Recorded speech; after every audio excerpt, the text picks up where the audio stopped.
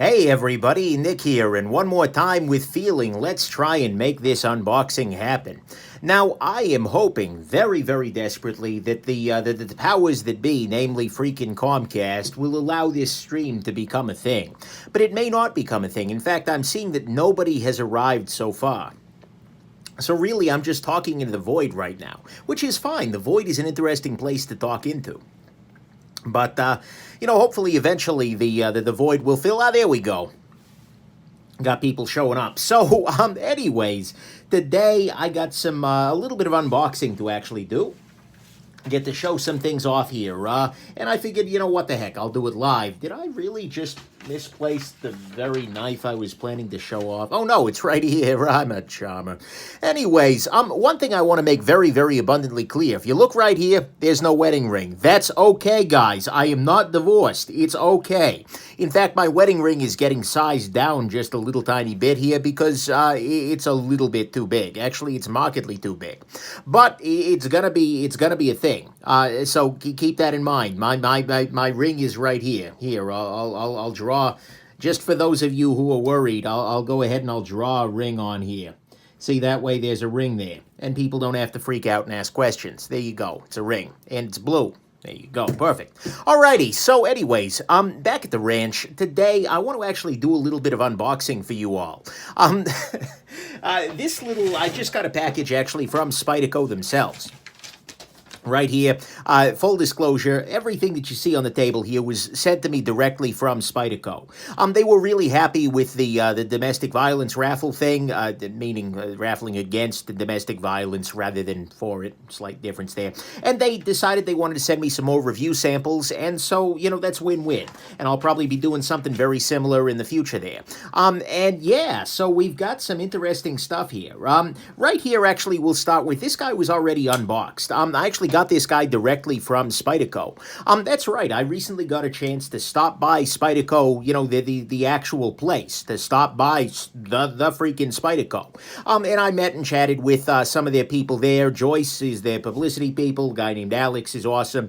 Helped me out there, and I got to wander around the factory floor. And so while I was there, I, introduced myself, and they handed me this little guy. Also mailed these little guys along. So it was very interesting, though, to see their overall facility. Check things out. I wasn't able to get into the factory because, well, I kind of understand it. I'm in the knife industry. They probably got some trade secrets going on back there. But I did see that there is a factory there. It's not just like a shipping container or something like that. Over there in Golden, Colorado, USA Earth. I got to meet with Joyce. And frankly, I got to see like the warranty repair place. They had some freaking gems there that people sent back expecting to get repaired. No, not repairable people. I'll post a few of those guys on the Instagram. But anyways, I found that very enjoyable, and they handed me this guy there, and that is this little guy right here. This is the Spyderco Volatin Subhilt Mini. So I previously reviewed the Spyderco Volatin. Thank you, Ace Both. Which was an interesting knife, but it was just way too freaking thick, both in terms of the handle and in terms of the blade stock. And this guy is a much smaller version of it. It's still got some of the same features here. You can see here it's got a little swedge thing going on. That's not a swedge. It's just like a secondary grind of some variety going on there at the tip there. The blade stock on it is still very thick. Here, I'll pull out my caliper here and set this to inch mode, and we'll take a look here. 1.35 inch, or 0.135, not 1.35. That'd make it a Medford. But anyways, it's an interesting piece, and I ended up carrying this actually a fair amount for the rest of the little trip there. And interesting, very, very interesting piece. I'm looking forward to spending some more time with it. Certainly this hump is, well, I don't know quite what it's going to do with all those humps in there, but, hey, we'll figure it out. So that was definitely entertaining. But then these guys have just arrived with me today, and I will admit that I've taken one of them out already to just check it out, but the other two I have not yet opened, so we will see what's going on inside here in this magical container here. Let's see here. Oh, there we go. Interesting. So right on top here actually is not a knife at all. This is the what's called the Golden Stone, named after Golden, Colorado, USA Earth. and it is a sharpening system from the Spyderco. Now, Spyderco, as many of you may know, actually got their start in sharpening, and so it's not surprising that they continue to offer those products, although most people think about them as knife company first and foremost. But this is a little sharpener that's using the same materials, I gather, as the Sharp Maker, except it's a little bit different. And the nice thing about this, and the reason this is done in this way, is that you can set it down on a table, for instance, and then you get the proper angle. And in fact, you get two different angles here as a result of that. And that's actually kind of a cool idea. Makes it very easy to use. You use it much like you would use the Sharp Maker. Here, let's see here. Got my Spyderco Delica here, size comparison. And yeah, you can just run it down the side here. And it will sharpen things up. Then you can do the other side as well. If I had skill and wasn't doing this underneath a camera there, you just hold it vertical and then you let this sharpen the blade up. Actually worked pretty well. Holy crap. So anyways, yeah, that's the little guy right here. My goal here, my goal with the golden stone is, get it, goal? It wasn't actually funny. But anyways, is to check this guy out as sort of a portable sharpening system, because although there are very, very nice sharpeners out there that are relatively compact, this is probably the most compact sharpener that I'm aware of, short of just carrying around the ceramic rod. It comes with this little carrying case, etc., so I'm curious just how much work I can get done with this guy. So that's kind of nice. And so, yeah, I'm look forward to a little bit more time. Usually sharpeners take me a long time, though, to get around to reviewing, because I just don't have to use them that often, although steels like VG10 absolutely help with that. People are cracking up because of something or another. Oh, yeah, people are talking about my ring. Yeah, like I said, ring is being resized. It's okay. I just drew one on there so people aren't freaking out. Still married. She's in the other room watching English people being naughty. Some Downton Abbey or something or another. She's there. But anyways, there you go. That is the golden stone. Next up is this little guy right here. Let's see what's inside this little box. Here we go, here we go, here we go, here we go. Bam! Schempp Bowie, excellent. Okay, so I actually requested this guy. It's not all that super surprising to me, but I'm glad I actually did get a chance to check one of these guys out, because this is a weird freaking knife. Absolutely freaking bizarre. The thing is, though, last year at the Blade Show, and guys, I'm not going to Blade Show this year. I'm not being coy. I'm not like, oh, no, I'm not going to Blade Show. No, not being there. No, I am not going to be at Blade Show. If you hear anybody at Blade Show claim to be Nick Shabazz, go kick them in the nuts, because they are identity thefting me. But anyways, that's beside the point. But this is the Edge Schempp Bowie out of Spyderco. And this is a weird knife, but it's also really kind of cool. It's got a very nice kind of pistol grippy sort of ergonomics on it. It has an interesting blade shape, and more interestingly to me, oh, interesting, I like this little ridge here on the front that helps you unlock the knife. Very, very super freaking smooth. It's a Tai Chung knife, which explains some things. But it's actually, a part of me has a bit of an attachment to this guy, because I got to handle Ed Schempp's personal Spyderco Schempp Bowie and talk with Ed Schempp in the process. Bird and I were sitting there at the Spyderco booth, chatting Ed Schempp up about this guy, and so it's one that I've always looked at as just like, that's weird. And indeed, oh my God, is it weird. In fact, I got a lot of weirdness coming in here today, but it is absolutely something I'm curious about, because I don't know whether it's going to be weird or just, you know, crazy enough that it might work. So that's the Spyderco Schempp Bowie. Absolutely bizarre, but I'm hoping it's going to be bizarre like a fox, and thus pretty interesting to check out. Freaking bizarre knife here. Anyways, so there you go. That's my first impression there. Next up is a knife that actually I have never gotten a chance to handle, but I'm really, really curious about, and that's this little guy right here. Ready? Ready? Here we go, here we go, here we go. Bam! So, this is a Spyderco native. And absolutely, a Spyderco native is a knife I've gotten a chance to handle. In fact, I'm trying to remember the last time I had a native on my desk, but I've always said that the Spyderco native is probably the best knife I don't own. You know, at some level I'm joking, but at another level I'm really not. It's a really interesting piece because in some ways it is sort of in the grand continuum of Spyderco knives, you know, starting with like the Delica, this is a slightly beefier Delica, the native that is, and then you move up into things like the PM2 or the Shaman, those kinds of knives. But the native is a really great piece, and this is a really fancy version of that native that a couple of friends of mine have been absolutely over the freaking moon with. My buddy Iron Thunder, and I believe also Spady over at Spade Knife Works. Very, very interesting piece, and this is the carbon fiber version of it with S90V steel, made over there in Golden, Colorado, USA on the earth.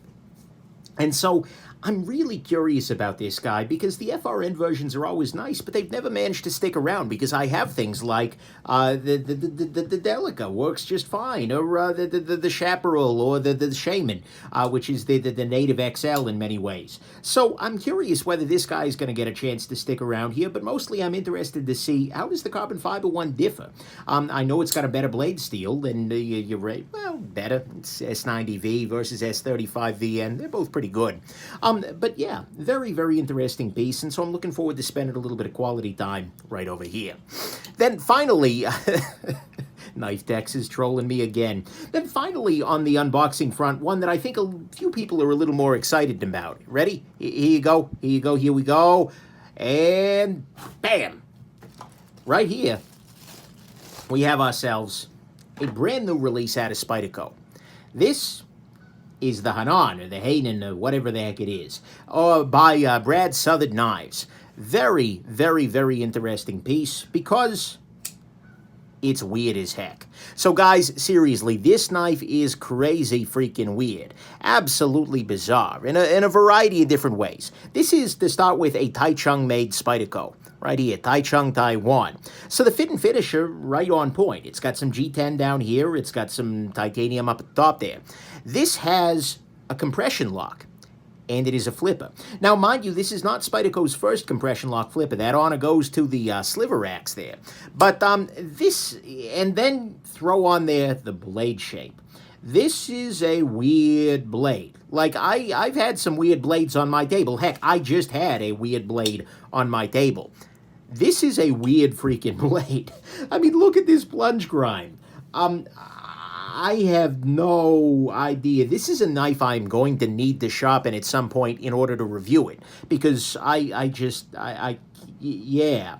So I'm going to have to try and put a good edge on this guy. But holy crap, that blade has an elbow. Yes, it does. But my immediate first impressions with it are a couple of things. First off, I like the handle a lot. And the size of it is actually quite nice, at least for me with my bias, liking smaller knives. This is a little bit smaller than your Spyderco Delica. And when it's actually closed, you can see here, this is a pretty petite little kind of thing. It's a little bit on the thicker side, but that's okay. I like them a little on the thicker side. And actually, hold on. Back at the ranch, Mini Voyager. Yeah, actually, here we go. I need to do a quick size comparison real quick. Just a second. There we go. Right there. Size comparison. And blade shape comparison. Actually, that's a really strong resemblance. Holy crap. That's hilarious. But anyways, yeah. So, except this guy's got the stud going in, and this guy going in, this one's an Audi. Innie versus Audi, right there. Yeah, so anyways, that's the Hanan here. Couple of first impressions. Like I said, fit and finish is really good. Just immediately, the action on it is very, very smooth. Absolutely, oh, holy crap. Hold on, just a second, guys. Gotta go to work real quick. Time to, somebody's raising the bat signal here with that mirror stone wash blade. And here we go, bam. All right, so anyways, we got ourselves a nice mirror stone wash blade right there. And you can see it's done in a similar way to the Schempp Bowie. You can see my phone up there as well as, yeah. So, yeah, that stone wash is really, really great. I'm liking the compression lock flipper idea. This guy has, the flipper tab is right, like this little area where your finger wants to land when you flip is actually right where the compression lock goes. So every time you flip the knife, it's kind of giving your finger a little bit of a hug. It's like it wants to remind you that, yeah, oh, you just flipped the knife, I love you. So here we go, I'm going to hug you with the compression lock tab there. Doesn't seem to affect the lockup at all. still pretty solid, and it's a compression lock, so it's pretty freaking solid, but it's absolutely a thing. Then the other impression, and this is unfortunate to me, but this has yet another case of the Taichung Spyderco relatively weak detent. I mean, seriously, if I'm not trying, you really do need to push button this guy. If I push button it properly, I am not used to a flipper compression lock, so I'm grabbing the wrong place here. But if you flip it properly, there we go. It will pretty reliably flick on out. But the problem is, it is absolutely not a super strong detent. I'd like to see a much stronger detent put onto this in the same way I would have liked to see a stronger detent on the sliver axe there. It is definitely not going to pass any kind of a New York test. Actually, oh, holy crap, it's actually staying in there. Okay, well, that's actually not as bad as I thought it was going to be. But nonetheless, and you probably Spidey drop this guy. Yeah, you can. That's something at least. But the detent on this guy is not super satisfying if you are a flipper snob. It is definitely possible, and I have just, in very brief use, been able to not flip it properly. Either way, it's a weird knife, and it's a very, very weird knife. I think it's a cool thing. I'm not so convinced by this blade shape. This is one that I'm definitely going to want to carry to see whether it's crazy or crazy like a fox, but it is absolutely that. Clip-wise, it is actually using a new clip from Spyderco. I've never seen a knife with this clip. You can see here it's got the little hole down in there, and that does make it lefty or righty compatible. I'm not actually sure. Oh, God, can I use this lefty? So, I mean, this part I can use. Absolutely 100%. Yeah, and I guess I could probably, push the compression lock over. Lefties, let me know if this is tractable for you in the comments, because I am not a skilled man, what with the leftiness. But yeah, that's definitely my first impression. But you can flip the clip over there, which is good, and the lanyard hold is pretty well positioned. Nice deep carry. The size of it is really nice, at least to my estimation. But yeah, that's kind of a the weakness of the detent is a little bit of a disappointment there. Other than that, it looks like, oh yeah, okay. So I'm looking at this very carefully here. Inside there, you can see those bronze kinds of things. This is on the brand new Spyderco pivot, or at least that is my strong suspicion. Yeah, as a matter of fact, you can see right in there. You can see, come on, zoom in, you little bugger. You can see right in there that it's using that same half stop as it did on the sliver axe, so it's not going to have the same issues as the original Advocate did. Although, again, I still think that was a bit of a tempest in teacup there. But, yeah, that's absolutely a thing. So, anyways, those are my brand new acquisitions from Spyderco here. This is the Spyderco Schempp Bowie. This right here is the Hanan. I got some really pissed off geese out there, so if you're hearing that's what's going on there. The geese are starting an insurrection of some variety or another, along with the I don't freaking know what's going on with that. And what else here? Oh, the Volatin, the mini Volatin over here, a Valaton. I'm not quite sure how to say it, but anyways, definitely a couple of weird ones here in the box. But you know what? I'm pretty happy. I'm gonna be very interested to check this. Okay. So this just got stuck to things. One other thing I'd like to share, because it has very, very quickly become a meme, that is, on the channel and otherwise. Oh, hey, John, good to see you. I actually recently got what I consider to be one of my very favorite mean and nasty comments on the channel ever. And it looked exactly like this. I printed it out for a future video, but why not? Let's just go there. That is this comment made by some ass clown or another, who says, on the Taitac Tonto pocket knife, you must have little bitch hands because I love the ergonomics on this knife, especially reverse grip. And then says I need to get over the iron cross shit, bro. Like, seriously, shut the fuck up. Okay. This is spectacular in like 15 different ways. Because, okay, little bitch hands. Okay, how did this guy know my rapper name? I mean, seriously, already he's on freaking point. The fact that he added in the reverse grip thing on the $14 plastic Taitac Tonto. Oh my God, it's spectacular. And so this has now become a thing. Little bitch hands just everywhere. It's magnificent. I don't think he was joking, because this is the first time this guy has has ever commented. And it was just like, oh my God. So I shared this with the fiance. I handed her my phone and she started reading that, started laughing. Later on, we're mini golfing. It says, hey, will you pull the ball out of the hole with your little bitch hands? And then Monta, the watch company, Monta. I'm sorry, the wife. She's the wife now. Guys, I'm sorry. I'm married, trust and believe. But anyways, and then Monta, the watch company, sends me a DM like, hey, we've got an Ocean King for you shortly if your little bitch hands can handle it. And then I walk into my jeweler to get the ring resized.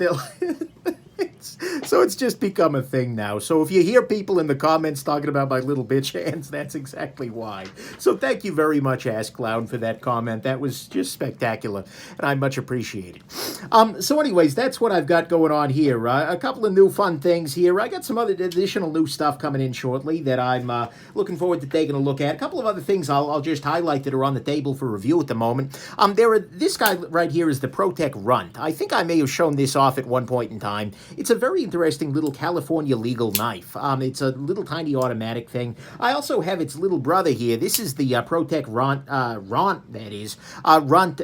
Chisel Ground Tonto, which is weird, but interesting and a little different.